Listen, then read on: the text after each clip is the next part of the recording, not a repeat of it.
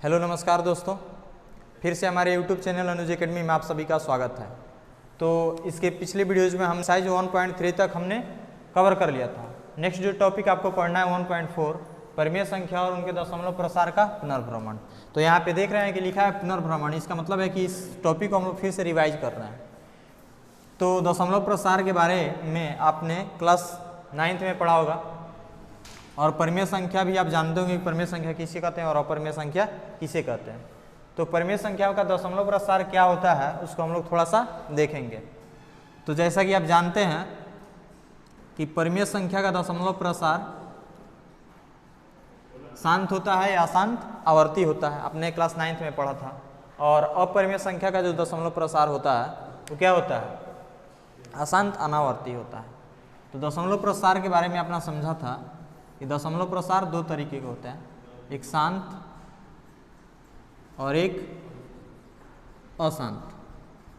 ठीक है, अशांत को फिर हम दो टाइप से बांट सकते हैं, एक अशांत आवर्ती, एक होता था अशांत अनावर्ती।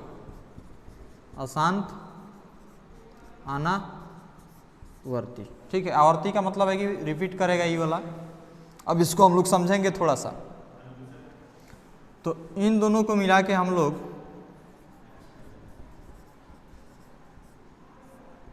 परिमेय बोलते थे और इसको हम लोग अपरिमेय बोलते थे। अपरिमेय, जो भी अशांत आवर्ती आता है उसको हम लोग बोलते हैं अपरिमेय। और अशांत आवर्ती किसका आएगा, अपरिमेय संख्या का जो प्रसार होगा वो कैसा होगा, अशांत अनावर्ती। इससे बहुत बार क्वेश्चन भी आ चुका है, तो आप लोग ध्यान रखिएगा। ठीक है, ये अशांत अनावर्ती जो भी होगा वो क्या होगा, अपरिमेय। या जो भी अपरिमेय होगा उसका दशमलव प्रसार कैसा होगा, अशांत अनावर्ती। और जो भी परिमेय होगा उसका दशमलव प्रसार दो तरीके के हो सकते हैं, एक शांत और दूसरा अशांत आवर्ती। इसको हम लोग एग्जाम्पल लेके समझेंगे। और यहाँ पे थोड़ा सा मैं बता देना चाहता हूँ कि इस टाइप में जो भी संख्याएं आती है इस टाइप से आपको देखने को मिलेगा। आप लोगों को इस तरह से देखने को मिलेगा कि 0.101, फिर 00, फिर 1 000, फिर 1 डैश डैश। ठीक है, इस टाइप के आपको संख्याएं देखने को मिलेगी।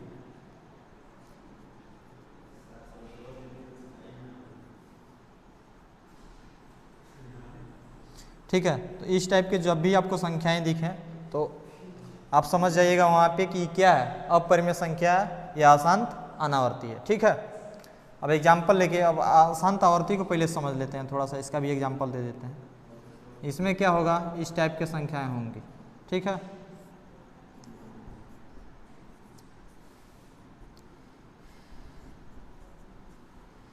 यहाँ पे आपको रिकरिंग देखने को मिलेगा। ठीक है, या ऐसे भी देखने को मिलेगा।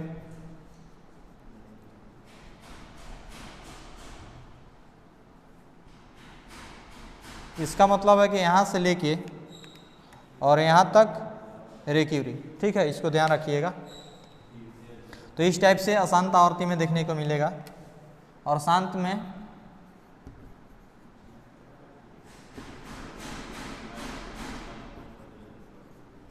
ठीक है, तो इस टाइप से देखने को मिलेंगे।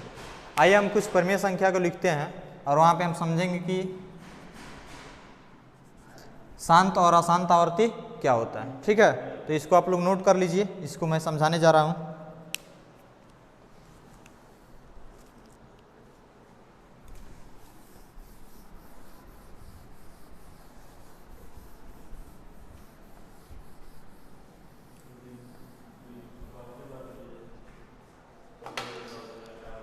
तो हम एग्जाम्पल लेंगे कुछ परिमेय संख्या का और वहाँ पे देखेंगे कि क्या होता है। मान लीजिए हम ले रहे हैं 21/5 एक परिमेय संख्या और दूसरा जो ले रहा है 10/3। तो इसका मतलब आप समझते हैं कि 5 से 21 में भाग देना होता है। तो 5 से जैसे ही हम 21 में भाग देंगे तो 5 चौका 20, हटाएंगे कितना आ जाएगा 1। और इसको दशमलव प्रसार में लिखने के लिए हमको दशमलव में कटाना पड़ता है। ठीक है, तो दशमलव में चेंज करेंगे तो यहाँ पे 1 दशमलव देंगे तो यहाँ पे 1 0 आ जाएगा, 5 दूनी 10। शेष यहाँ पे कितना आ जाएगा 0। फिर इसको देखिए 3 से हम 10 में भाग देंगे तो 3 3 जा 9 हो जाएगा और घटाएंगे 1, फिर दशमलव देंगे 1 0 यहाँ पे आ जाएगा। फिर 3 का टेबल 3 तक 9, फिर घटाएंगे 1, एक बार दशमलव लग गया है तो 1 0 ऑटोमेटिक आ जाएगा। फिर 3 का टेबल 3 तक, फिर 9, ठीक है, फिर 1, ऐसे ही चलते रहेगा। आ रहा है समझ में? तो इसको आप लोग ध्यान से देखिएगा। 3.33 को हम लिख सकते हैं 3.3 पे रेखी रिंग, ऐसे भी लिखा जाता है, ठीक है। या इसको ऐसे भी हम लोग लिखते हैं 3.3 पे एक बिंदु दे देंगे तो इसका मतलब भी वही हुआ, ठीक है। आप समझ पा रहे होंगे। तो यहाँ पे देखें अगर हम तो देख रहे हैं कि जो शेष है कितना आ गया है 0, और यहाँ पे जो शेष है 0 के बराबर नहीं आया है। आ रहा है समझ में ना? तो देखिए क्लास 9th में आपको ही बताया गया होगा कि जब शेष 0 हो, शेष 0, तो वहाँ पे होता है शांत। दशमलव प्रसार कैसे होगा? शांत। अब देखिए इसको शांत क्यों बोलते हैं, इस समझिए। तो यहाँ पे देखिए जब दशमलव प्रसार जो मिल रहा है, जैसे ही 0 हो गया तो ये जो दशमलव प्रसार क्या हो गया? सीमित हो गया, मतलब इसके आगे हम नहीं जा सकते हैं, ठीक है। यानी इसका जो प्रसार है वो क्या हो गया? शांत हो गया है। शांत होने का मतलब है कि अभी स्थिर हो गया है, अभी इसका प्रसार आगे बढ़ने वाला नहीं है, इसलिए इसको हम लोग बोलते हैं कि इसका दशमलव प्रसार जो है कैसा है? शांत है। अच्छा, इसका दशमलव प्रसार देखिए शांत नहीं है, मतलब कि और आगे बढ़ेगा, ठीक है, इसलिए इसको हम लोग बोलते हैं अशांत। क्या बोलते हैं? अशांत, ठीक है, अशांत। और देखिए यहाँ पे 3 जो है बार बार रिपीट कर रहा है, 3 बार बार रिपीट कर रहा है, इसलिए इसको हम लोग बोलते हैं आवर्ती। आवर्ती का मतलब होता है कि वो बार बार रिपीट कर रहा है, आवर्त कर रहा है, ठीक है। तो इसलिए हम इसको अशांत आवर्ती और इसको शांत बोलते हैं। अब जैसे तीसरा एग्जाम्पल मान लीजिए आप √2 का जैसे ही इसका वर्गमूल कीजिएगा तो इसका जो दशमलव प्रसार आता है वो ना ही शांत आता है और ना ही अशांत आवर्ती आता है। आ रहा है समझ में? तो इसका जो दशमलव प्रसार होगा वो ना ही शांत होगा और ना ही अशांत आवर्ती होगा। यानी कहने का मतलब है शांत होगा नहीं, शांत आप समझ लीजिए। आवर्ती का मतलब ये अशांत होगा, लेकिन आवर्ती मतलब बार बार रिपीट करेगा, इसमें कोई ऐसा संख्या नहीं है कि जो बार बार रिपीट करे। तो इसका जो प्रसार होगा इसको हम लोग बोलते हैं अशांत अनावर्ती। अशांत अनावर्ती, तीनों को आप समझ पाएंगे कि शांत इसको क्यों बोलते हैं, इसको अशांत आवर्ती क्यों बोलते हैं, इसको अशांत अनावर्ती क्यों बोलते हैं। आ रहा है समझ में? तो इसको आप लोग तुरंत नोट डाउन कीजिए। तो हमने देख लिया था कि परिमेय संख्या के दशमलव प्रसार क्या क्या होते हैं। तो परिमेय संख्या के दशमलव प्रसार जो होते हैं एक शांत होते हैं और एक अशांत आवर्ती होते हैं। तो हमने यहाँ पे 3 उदाहरण लिए हैं शांत दशमलव प्रसार के, ठीक है। अब इस पे हम थोड़ा सा विचार करेंगे, ठीक है। इस शांत दशमलव प्रसार के कुछ उदाहरण लिए हुए हैं और इस पर हम लोग थोड़ा सा विचार करने वाले हैं। आइए देखिए, बहुत बार क्वेश्चन आ गया है आपके एग्जाम में कि परिमेय संख्या ऐसे दे दी जाती है आपको दशमलव प्रसार, और कहा जाता है कि उसको आप लोग P/Q के रूप में चेंज कीजिए, मतलब परिमेय के रूप में लिखिए। तो वहाँ पे चेंज करने का आपको आना चाहिए, ठीक है। तो देखिए जब शांत दशमलव प्रसार दिया गया हो तो उसको हम लोग कैसे चेंज करते हैं, यहाँ पे मैं आपको बता दे रहा हूँ, उसको आप लोग ध्यान रखिएगा, ठीक है। अब यहाँ पे देखिए आपको क्या करना होता है कि दशमलव को हटा देना होता है, दशमलव को हटा देना होता है। आपको एक केस याद रखना है कि दशमलव को हटा के बाकी सारे नंबर्स लिख देने होते हैं। तो जैसे ही हम दशमलव को हटा के सारे नंबर्स को लिखेंगे तो कितना हो जाएगा 375। उसके बाद हम बट्टा देते हैं, उसके बाद बट्टा का चिन्ह देते हैं और दशमलव के बदले 1 लिखते हैं, दशमलव के बदले 1 आपको ध्यान देना है। और दशमलव के दाएं तरफ, दशमलव के दाएं तरफ देखना है कितने अंक हैं। तो दशमलव के दाएं तरफ हम देख रहे हैं तो 1, 2 और 3 अंक हैं। तो यहाँ पे हम 3 0 को रखेंगे। आप लोग ध्यान से इसको सुन लीजिए एक बार में कि हम लोग दशमलव को हटाएंगे, उसके बाद जितने सारी संख्याएं बचेंगी, मतलब जो नंबर बचेंगी उसको हम लिख देंगे। तो 375 हमारा नंबर बचेगा, ठीक है। दशमलव के बदले 1 लिखेंगे और उसके दाएं तरफ देखेंगे, जितने अंक होंगे उतने 0 हम लिख देंगे। तो आपका बस यही P/Q के रूप में आ गया। और इससे बहुत बार क्वेश्चन आ गया है, दशमलव प्रसार दे दी जाती है शांत दशमलव या अशांत आवर्ती, और उसको बोला जाता है कि P/Q के रूप में चेंज कीजिए।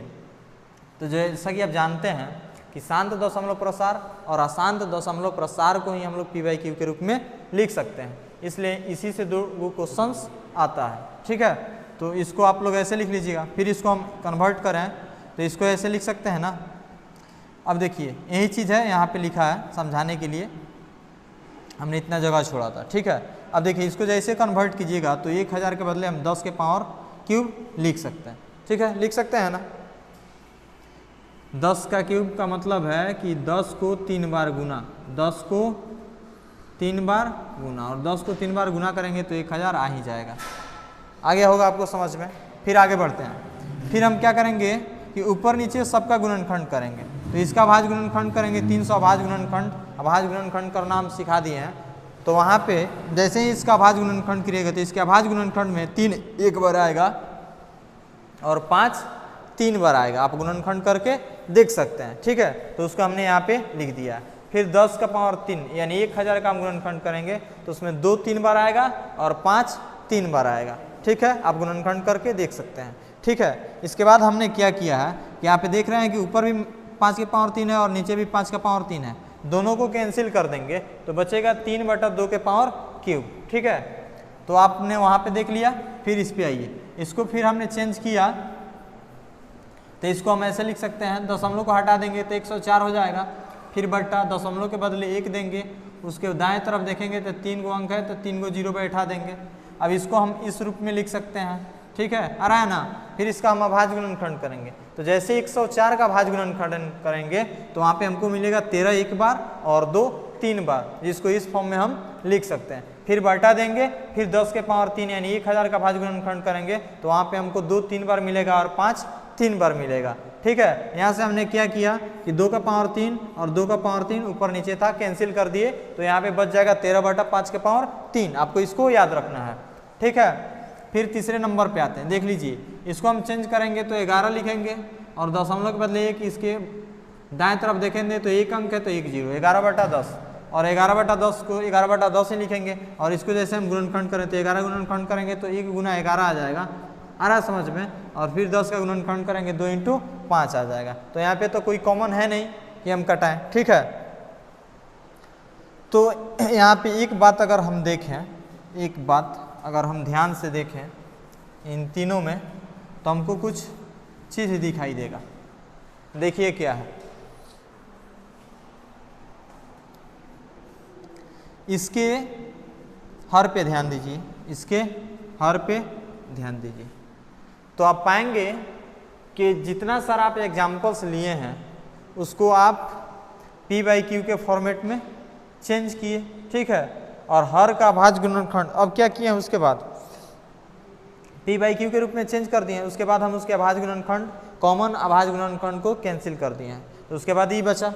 फिर वही काम यहाँ पे अभाज्य गुणनखंड किए P/Q के रूप में लिखे, इसका P/Q के रूप में लिखे सबसे पहले, उसके बाद अभाज्य गुणनखंड किए उसके, फिर कॉमन फैक्टर को हमने हटा दिया तो इस फॉर्मेट में मिले। फिर वही P/Q के रूप में चेंज किए, फिर उसका अभाज्य गुणनखंड किए तो यहाँ पे कोई कॉमन फैक्टर है नहीं, इसको हम लोग हटाएंगे। ठीक है, तो यहाँ पे एक बात देख रहे हैं कि कोई भी हम दशमलव प्रसार वाली संख्या ले रहे हैं, शांत दशमलव प्रसार वाली संख्या ले रहे हैं। कैसी? शांत दशमलव प्रसार वाली संख्या। तो वहाँ पे हर जो आ रहा है 2 आया हुआ है, 5 आया हुआ है, नहीं तो 2 और 5 आया हुआ है। ठीक है, तो इस बात को आपको याद रखना है, इस बात को आपको याद रखना है कि जब दशमलव प्रसार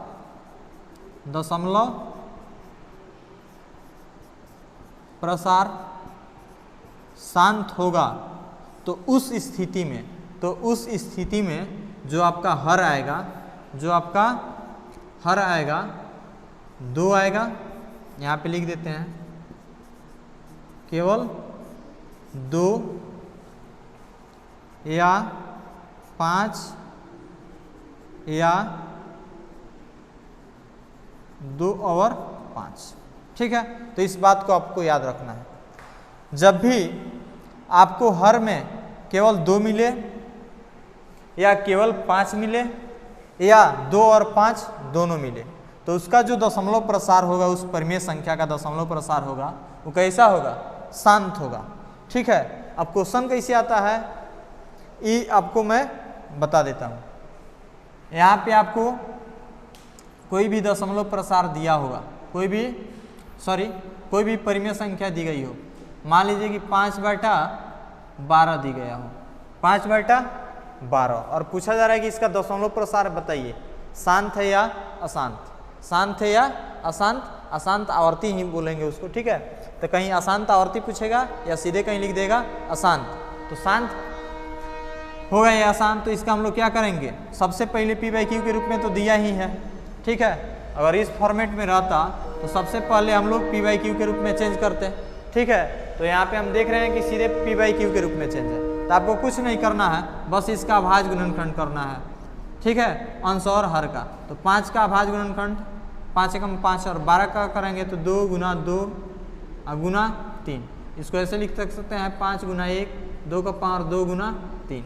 अब कॉमन गुणनखंड रहता तो हम यहाँ पे कटाते, उसके बाद हर को देखते। तो एक बात आपको ध्यान रखना है, अगर संख्याएं P/Q के रूप में दी गई हैं तो अंश और हर का अभाज्य गुणनखंड करना है। क्या करना है, सबसे पहले आपको कि हर का भी अभाज्य गुणनखंड करना है और अंश का भी अभाज्य गुणनखंड करना है। उसके बाद उसमें हम अगर कॉमन अभाज्य गुणनखंड है तो उसको हम लोग कटा देते हैं, जैसे कि यहाँ पे 5 के पावर 3 और 5 के पावर 3 ऊपर नीचे कॉमन था तो कटा दिए थे, तो यहाँ पे देख रहे हैं कि कोई कॉमन नहीं है, ठीक है।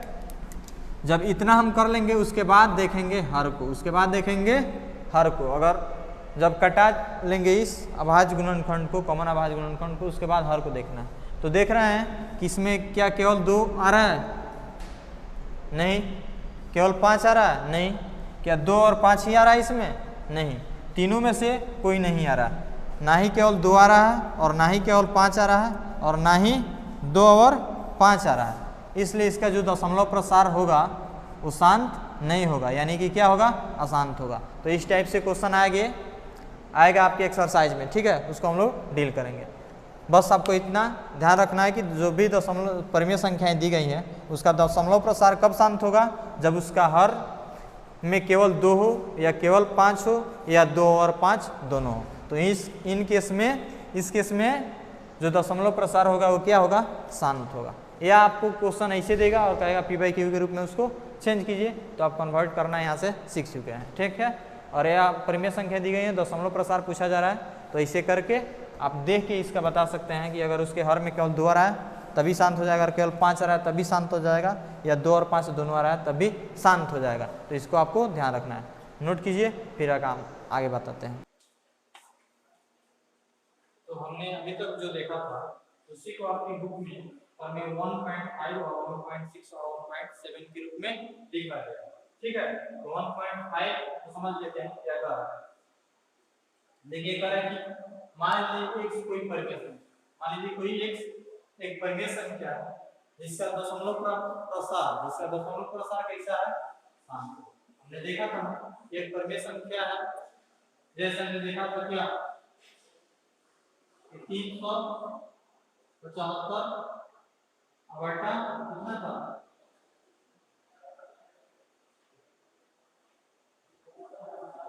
100 नहीं था 375 बटा 100। मान लीजिए एक परिमेय संख्या, इसका जो दशमलव प्रसार होता है कितना होता है 3.7 होता है ना। कह रहा है कि x मान लीजिए कोई परिमेय संख्या और इसका दशमलव प्रसार आपको, इसका दशमलव प्रसार कैसा है, शांत है, तब x को हम P/Q के रूप में चेंज कर सकते हैं। वही कह रहा है कि जो दशमलव प्रसार दिया गया है, x जो दिया गया है दशमलव प्रसार दिया गया है, ठीक है, इसको हम लोग P/Q के रूप में चेंज कर सकते हैं, तब x को P/Q के रूप में व्यक्त किया जा सकता है। इसी को हम लोग P/Q के रूप में इसको क्या कर सकते हैं, व्यक्त कर सकते हैं, और ये मैं आपको बता रहा हूं, ठीक है। जहां P और Q क्या होगा, सहभाजक, आने का मतलब क्या है कि P और Q जो होगा सहभाजक है, मतलब इसमें जो अभाज्य गुणनखंड होंगे वो केवल 1 होगा। सहभाजक आने का मतलब इसका कौन अभाज्य गुणनखंड कितना है, 1। तो 1 को छोड़कर जो भी अभाज्य गुणनखंड होंगे उसको हम लोग कैंसिल कर देंगे, इसको ध्यान रखना, ठीक है। आपको मैं बता दिया हूं कि जो भी कॉमन अभाज्य गुणनखंड था उसको कैंसिल कर दिए थे हम आपको, तथा Q का अभाज्य गुणनखंड जो होगा 2 के पावर n * 5 के पावर m के रूप का है, जहां n और m ऋणात्मक पूर्णांक, ऋणात्मक का मतलब होता है कि ऐसे पूर्णांक ऋण पूर्णांक, ऋण को छोड़कर मतलब ऋण पूर्णांक को छोड़कर शून्य या पॉजिटिव धनात्मक पूर्णांक आप ले सकते हैं, ठीक है। तो वहां पे कहने का मतलब जो हर आएगा 2 n 2 के पावर n गुना 5 के पावर n के फॉर्म में। कैसे? जैसे हमने बताया था 2 इसके बाद गुणनफल में 2 है तो इसको हम लोग 5 के पावर 0 लिख सकते हैं कि नहीं? तो देख लीजिए 2 के पावर 1 और 5 के पावर 2 के पावर n गुना 5 के पावर n के फॉर्म में हो सकता है ना। हमें यहाँ पे अगर केवल 2 आ रहा है इसके बाद में तो इसको हम 5 के पावर 0 यहाँ पे आराम से लिख सकते हैं। तो इस फॉर्म में हो जाएगा कि नहीं हो जाएगा? मान लीजिए इसका भाग गुणनफल में केवल 5 ही है तो इसको हम ऐसे ही लिख सकते हैं 5 के पावर मान लीजिए n आया। ठीक है, तो आप 2 के पावर 0 लिख सकते हैं कि नहीं? इसको कैसे लिखिएगा? 5 के पावर n गुना 2 के पावर n मान लीजिए n इसको हम लिख सकते हैं। अब 5 2 आ रहा है तो कोई बात ही नहीं आ रहा समझ में। केवल 2 आ रहा है तो 5 के पावर 0 लिखना है और केवल 5 आ रहा है तो 2 के पावर 0 लिखना है। क्योंकि 1 लिख के गुना 1 लिख सकते हैं तो गुना 1 को बदले 5 के पावर 0 लिखिए। अब जानते हैं कि 1 को बदले हम a के पावर 0 कुछ भी रख ले इसका पावर कितना हो जाएगा? 5 का 1 की जगह 5 रख लिया या फिर 5 का आवश्यकता है यहाँ पे 1 की जगह 2 रख लिया। ठीक है, तो अब 1.6 को हम समझ लेते हैं कि 1.6 क्या कर रहा है आपको ये समझ में आ गया। ठीक है, नोट कीजिए इसको। ये आपके बुक में भी दिया हुआ है 1.5 1.6 और 1.7 तो वहां से भी आप इसको नोट कर सकते हैं। जल्दी कीजिए।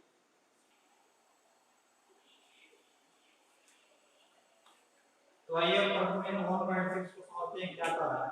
कह रहा है कि मान लीजिए x बराबर p/q दिया गया जहां p और q क्या है? असहभाज्य। कैसा है? असहभाज्य है। मतलब वहां पे जो अभाज्य गुणनफल है कैसा है? असहभाज्य है। तो एक परिमेय संख्या ऐसी है, एक परिमेय संख्या ऐसी है कि q जो है 2 के पावर n गुना 5 के पावर n के रूप का है। अब देखिए अब जो अभाज्य गुणनफल इस फॉर्मेट में आपको दिया गया है 2 के पावर n गुना 5 के पावर n के रूप का है जहां n और m कैसे है? ऋणात्मक पूर्णांक है तब x का दशमलव प्रसार कैसा होगा? शांत होगा। तो x का दशमलव प्रसार कैसा होगा? शांत होगा। आइए समझते हैं। जैसे कि देख लीजिए मान लीजिए कि आपको संख्या दी गया हो 1/8 अब देखिए अगर इसका q के बाद गुणनफल देखिए एक परिमेय संख्या ऐसी है कि q अगर q इसी को बोलते हैं p और q 2 के पावर n गुना 5 के पावर 3 में दिया गया इसको लिख सकते हैं 2 के पावर 3 लिख सकते हैं। अब इसको अगर हम चेंज करें तो देखिए क्या होगा 2 के पावर 3 तो है ही है यहाँ पे 1 लिख सकते हैं ठीक है। अब देखिए इसको हम ऐसे भी लिख सकते हैं 2 का पावर 3 गुना 5 के पावर 0 ये भी कोई 1 के बदले इतना हम आराम से लिख सकते हैं कोई दिक्कत नहीं। देख रहे हैं कि देखिए इसका हल देखिए q को देखिए 2 के पावर n गुना 5 के पावर n फॉर्मेट में हो गया। जब भी जो हल दी गई हो और 2 के पावर n गुना 5 के फॉर्मेट में है कि नहीं तो इस परिमेय संख्या का जो दशमलव प्रसार होगा क्या होगा? शांत होगा। क्या होगा? शांत। तो आप समझ पाए होंगे कि अगर कोई परिमेय संख्या दी गई है ठीक है जहां q अगर 2 के पावर n गुना 5 के पावर n के रूप का हो तब इसका दशमलव प्रसार कैसा होगा? शांत होगा। और इस टाइप के क्वेश्चन बहुत सारे दिए गए हैं आपके एक्सरसाइज 1.4 में जिसको हम लोग देखेंगे और डील करेंगे। तो इस टाइप के परिमेय संख्याएं दी गई होंगी और पूछा जाएगा कि बताइए इसका दशमलव प्रसार शांत है कि नहीं। तो इसको हम लोग अभाज्य गुणनफल करेंगे और वहां पे जो भी कॉमन गुणनफल होगा उसको क्रॉस करेंगे। तो यहाँ पे कोई कॉमन गुणनफल नहीं था इसलिए हमने क्रॉस काटा नहीं है ठीक है। फिर उसको हम इसको इस टाइप से लिख सकते हैं फिर इसको इस टाइप से लिख सकते हैं। तो देखा हमने कि 2 का पावर n गुना 5 के पावर n के रूप में है बताइए क्या होगा? शांत होगा। ठीक है, आप समझ में आएंगे। जल्दी से इसको नोट कीजिए फिर अगले प्रमेय पे आते हैं।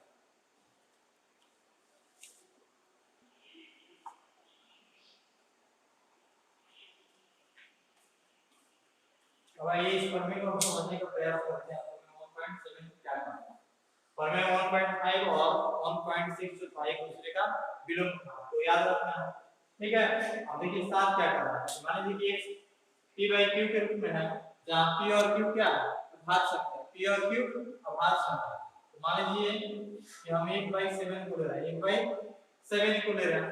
देख लीजिए दोनों अभाज्य संख्या है ना, तो इस परिमेय संख्या इस प्रकार है कि q का अभाज्य गुणनफल 2 के पावर n और 5 के पावर m का रूप का नहीं है, जहां n और m ऋणात्मक पूर्णांक। देख लीजिए दोनों n और m जो ऋणात्मक पूर्णांक है, तब x का दशमलव प्रसार आसान होगा। तो देखिए इसको हम तोड़े हैं तो देख रहे हैं, इसको लिख सकते हैं 1 गुना 1, तो 1 गुना 1 लिखने से कोई फायदा नहीं है। इसको लिख सकते हैं 7 into 1 into 1, ठीक है। तो देख रहे हैं इसके अभाज्य गुणनफल जो हर का अभाज्य गुणनफल है 2 के पावर n गुना 5 के पावर m के फॉर्मेट में नहीं, m के फॉर्मेट में नहीं। तो जब कोई परिमेय संख्या दी गई हो जहां पे p और q अभाज्य अर्थात q का अभाज्य गुणनफल 2 के पावर n गुना 5 के पावर m का रूप का नहीं होगा, तो वहां पे जो दशमलव प्रसार आएगा वो क्या आएगा, आसान आवर्ती आएगा। आसान आवर्ती के लिए आप इसको भाग भी देके देख सकते हैं कि जैसे ही हम 7 से 1 में भाग देंगे, देख लीजिए दशमलव देना पड़ेगा 7 1 7, फिर 3 7 चौका 28, फिर 2 20 हो जाएगा, फिर 7 दूनी 14, फिर कितना आ जाएगा 6 पे 0 17 8 56, फिर 4 फिर 0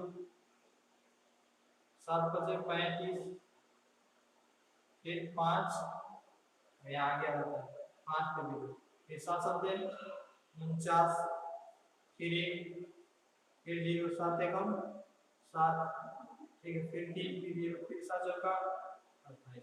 तो यहाँ पे देख पा रहे 1 से लेकर 7 तक क्या कर रहा है, रिपीट कर रहा है, ठीक है। तो जब भी p और q अभाज्य संख्या दी गई हो और अभाज्य संख्या में जो हर है, जो q है उसका अभाज्य गुणनफल इस फॉर्मेट में नहीं है, ठीक है, तो उसका जो दशमलव प्रसार होगा वो कैसा होगा, आसान आवर्ती होगा। इस बात को याद रखना है। और इन तीनों परिमेय से आपका पूरा एक्सरसाइज 1.4 कवर हो जाएगा। उसके बाद आपका चैप्टर कंप्लीट होगा, ठीक है। चैप्टर कंप्लीट होने के बाद हम कुछ ट्रिक्स की बात करेंगे जो आपको एग्जाम के दृष्टिकोण से बहुत ही महत्वपूर्ण होंगे, जो ऑब्जेक्टिव बनाने में बहुत हेल्प करेगा, ठीक है। तो उस पूरी ट्रिक पे बात करेंगे। उसके बाद हम लोग क्वेश्चन सेट करेंगे, ठीक है, क्वेश्चन प्रैक्टिस करेंगे, लगभग 100-150 क्वेश्चन हम लोग प्रैक्टिस करेंगे पिछले एग्जामों का, ठीक है। उसमें कैसे कैसे क्वेश्चन पूछे गए हैं और वो आपको आ रहा है कि नहीं आ रहा है। उसके बाद हम लोग फिर दूसरे चैप्टर को शुरू करेंगे। तो अगर वीडियो आपको अच्छा लगा तो लाइक कीजिए, कमेंट कीजिए और इसको अधिक से अधिक शेयर कीजिए। तो इतना ही कहेंगे, ठीक है, धन्यवाद।